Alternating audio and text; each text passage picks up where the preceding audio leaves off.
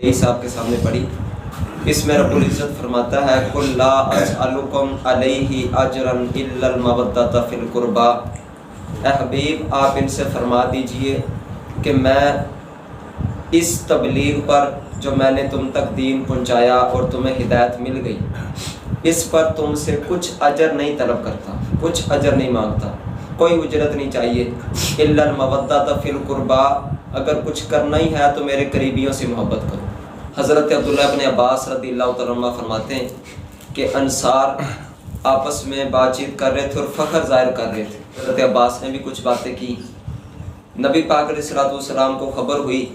تو حضور نبی دو عالم صلی اللہ تعالیٰ علیہ وسلم تشریف لائے، اور نبی پاک علیہ السلام نے انصار مدینہ کے جو رہنے والے تھے ان سے فرمایا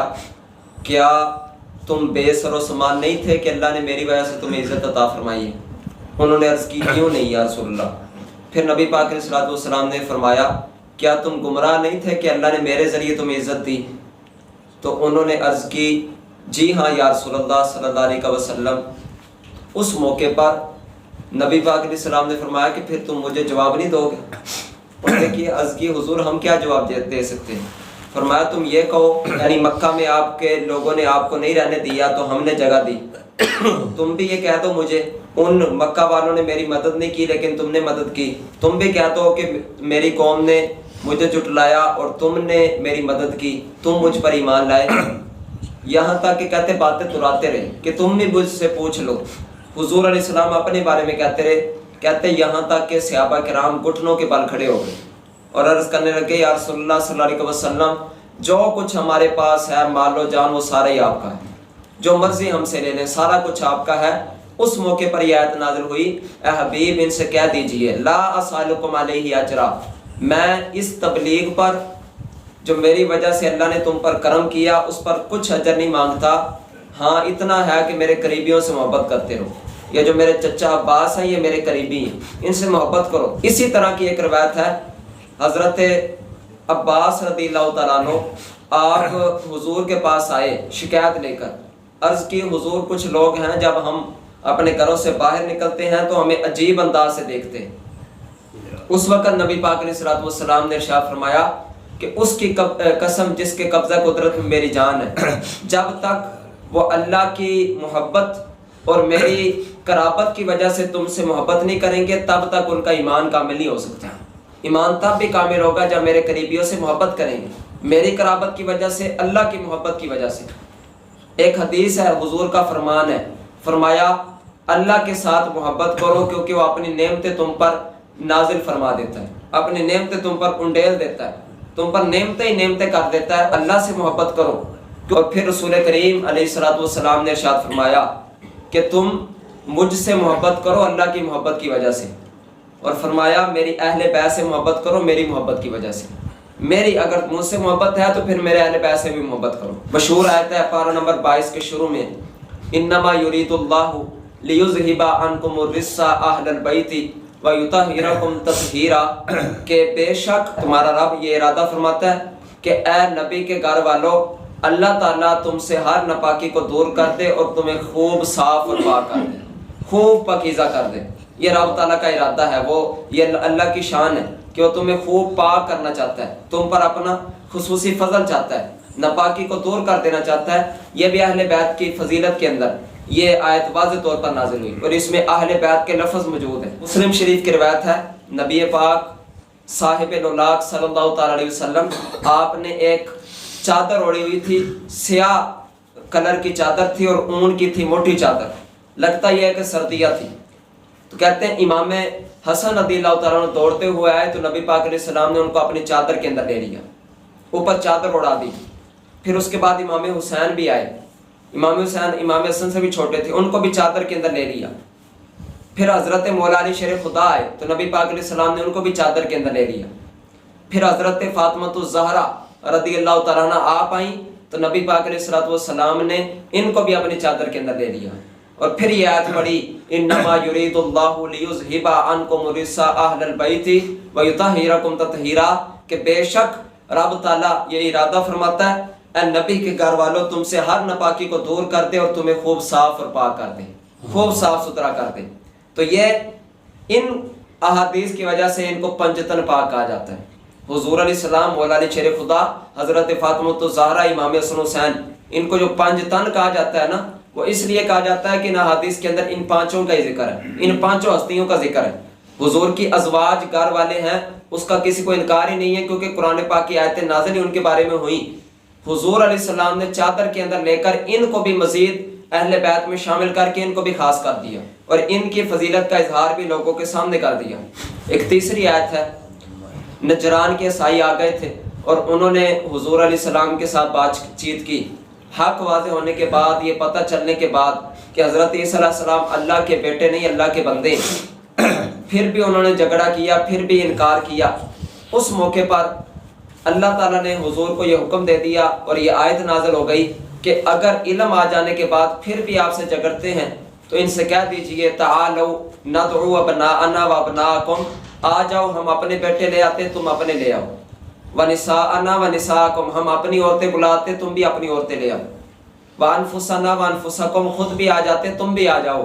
ثم نبتہل فنجعل لعنت اللہ علی الکاذبین، پھر ہم مباہلہ کرتے ہیں اور جھوٹوں پر اللہ کی لعنت بھیجتے ہیں۔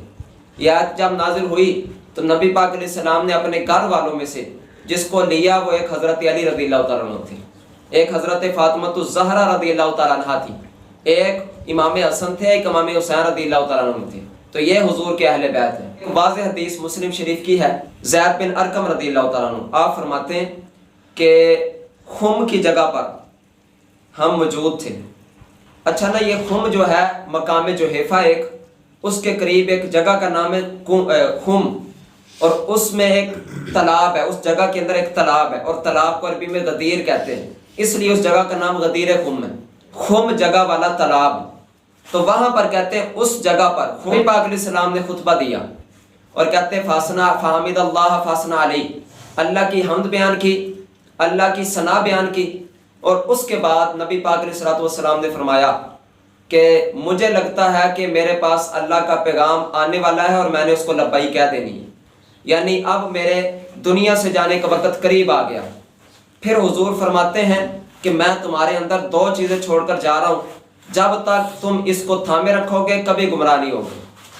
تم میرے بعد اگر ہدایت پر رہنا چاہتے ہو تو دو باتیں ہیں، ان کو تھام لو۔ کہتے ہیں پہلی بات اللہ کی کتاب ہے، پھر نبی پاک علیہ السلام نے ارشاد فرمایا فیہ النور والہدا، اس قرآن میں نور بھی ہے، ہدایت بھی ہے، یہ اللہ کی رسی بھی ہے۔ پھر کہتے ہیں نبی پاک علیہ السلام نے اس میں رغبت دلائی، ابارا قرآن پاک کے بارے میں، فضائل بیان کر کے، قرآن پاک کی شان بیان کر کے ابارا، تاکہ لوگ اس کو سمجھیں اور اس کو تھامیں۔ اور پھر نبی پاک علیہ السلام نے فرمایا دوسری میری اہل بیت ہے، جو دوسری چیز جس کو تم نے تھامنا ہے تب ہدایت پر ہو جاؤ گے، فرمایا کہ وہ میری اہل بیت ہے۔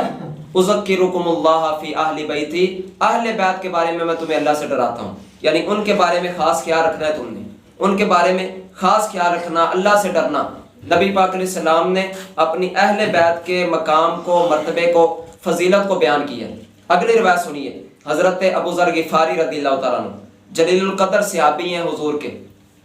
تو یہ نا انہوں نے ایک بار خانہ کعبے کے دروازے کو پکڑا ہوا تھا، خانہ کعبے کے دروازے کو پکڑ کر لوگ، کیونکہ آپ کو پتہ ہے خانہ کعبے کے گرد تو ہجوم ہوتا ہے، لوگ وہاں پر زیادہ آتے ہیں، اور پھر دروازے خانہ کعبے کو پکڑ کر کوئی بات کرنا، یہ تو بات کی اہمیت کو مزید بڑھا دیتا ہے۔ خانہ کعبے کے دروازے کو پکڑ کر کہا کہ میں نے اللہ کے رسول صلی اللہ تعالی علیہ وسلم کو فرماتے سنا ہے کہ میری جو اہل بیت ہے اس کی مثال کشتی نوح کی طرح ہے، یہ مسند احمد کی روایت ہے۔ فرمایا میری جو اہل بیت ہے اس کی مثال حضرت نوح علیہ السلام کی کشتی کی طرح ہے، جو اس کے اندر سوار ہو گیا وہ نجات پا گیا، اور جو پیچھے رہ گیا وہ ہلاک ہو گیا، کیونکہ اس وقت نجات اسی کو ملی تھی جو حضرت نوح علیہ السلام کے ساتھ کشتی میں سوار تھا۔ جو پیچھے رہ گیا، وہ جو بیٹا کہتا تھا کہ میں اونچے پہاڑ پر چڑھ جاؤں گا، اور چڑھ بھی گیا لیکن بچا کوئی نہیں، وہ غرق ہو گیا، کیونکہ پہاڑوں کے بھی اوپر پانی چلا گیا، پانی ہی پانی ہو گیا، لیکن کشتی والے بچ گئے۔ اس لیے حضور علیہ السلام نے کیا ہی مثال بیان فرمائی ہے کہ اگر تم بچنا چاہتے ہو نا تو اہل بیت سے محبت کرنا شروع کر دو، کیونکہ جو گناہوں کے سیلاب ہیں اور جو بے عقیدگیوں اور گمراہیوں کے جتنے بھی سیلاب ہیں اور جتنا بھی اس کا پانی ہے، اس سے بچنے کے لیے اہل بیت کی محبت ضروری ہے۔ اگر بندہ گمراہی سے بچنا چاہتا ہے اور گناہوں سے اور غلط رستے سے بچنا چاہتا ہے تو وہ حضرت نبی پاک علیہ السلام کے اہل بیت کی کشتی میں سوار ہو جائے، نہیں تو رستہ کوئی نہیں۔ اسی طرح حضور علیہ السلام کا فرمان صحابہ کے بارے میں ہے کہ وہ تاروں کی طرح ہیں۔ اعلیٰ حضرت فرماتے ہیں کہ اہل سنت کا ہے بیڑا پار، تھی کشتی کو بیڑا بھی کہتے ہیں، اہل سنت کا ہے بیڑا پار، اصحاب حضور نجم تارے، نجم ہیں اور ناؤ ہے اطرت رسول اللہ کی۔ کہتے ہیں ہمارے پاس اللہ کا شکر ہے، اللہ کا کرم ہے، نجم بھی ہیں تارے بھی ہیں، کیونکہ اس وقت ڈائریکشن کا پتہ تاروں کے ذریعے چلتا تھا، تو فرمایا ہمارے پاس تارے بھی ہیں اور ہمارے پاس ناؤ جو ہے وہ اطرت رسول اللہ کی، حضور علیہ السلام کی جو اہل بیت ہے وہ ہماری کشتی ہے، لہٰذا ہمارا انشاءاللہ تعالیٰ بیڑا پار ہے، ہم نے انشاءاللہ تعالیٰ حق پر ہی رہنا ہے، تو لہٰذا یہ شان ہے۔ اعلیٰ حضرت امام احمد رضا خان رحمۃ اللہ علیہ کے جو بھائی ہیں وہ کیا بیان کرتے ہیں؟ باغ جنت کے ہیں بہرے مدح خانے اہل بیت، تم کو مزدہ نار کا اے دشمنانے اہل بیت، ان کے گھر میں بے اجازت جبرائیل آتے نہیں، ان کے گھر میں بے اجازت جبرائیل آتے نہیں، قدر والے جانتے ہیں قدر و شان اہل بیت، کس شکی کی ہے حکومت ہائے کیا اندھیر ہے، دن دہاڑے لٹ رہا ہے کاروانے اہل بیت۔ یہ کربلا کا منظر ہے۔ ان کی پاکی کا خدائے پاک کرتا ہے بیان، ان کی پاکی کا خدائے پاک کرتا ہے بیان، آیہ تطہیر سے ہے ظاہر شان اہل بیت، گھر لٹانا جان دینا کوئی تجھ سے سیکھ جائے، جان عالم ہو فدا اے خاندان اہل بیت، بے ادب گستاخ فرقے کو سنا دے اے حسن، بے ادب گستاخ فرقے کو سنا دے اے حسن، یوں کہا کرتے ہیں سنی داستان اہل بیت۔ میں نے پہلے عرض کر دیا کہ جن کو نبی پاک علیہ السلام نے چادر کے اندر شامل کر کے تو یہ بتایا وہ بڑے افراد ہیں اہل بیت کے، کہ حضور علیہ السلام نے ان کو چادر کے اندر لے کر آیت پڑھی۔